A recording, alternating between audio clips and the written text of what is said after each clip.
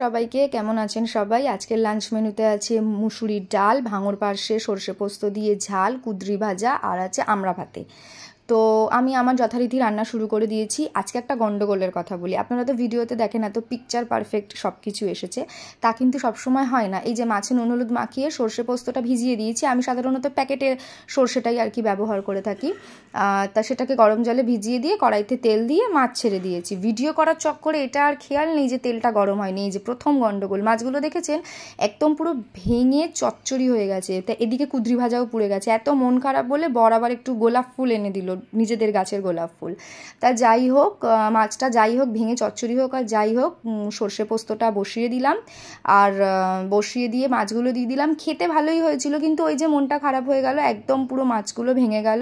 লাস্টে ধনেপাতা দিয়ে নামিয়ে দিয়েছি। এবার ডালটা করব বলে পেঁয়াজ আর কাঁচা লঙ্কা আর টমেটো কুচি করে নিয়েছি। করে নিয়ে কড়াইতে তেল বসিয়ে আবার সাইডে ভাত বসালাম, আমড়া ভাতে দিলাম, দিয়ে কালো জিরে ফোড়ন দিয়ে সেগুলো সব রান্না করলাম। ডাল টাল সব রান্না করে এবার আজকে শো স্টপার হচ্ছে আমড়া ভাতে।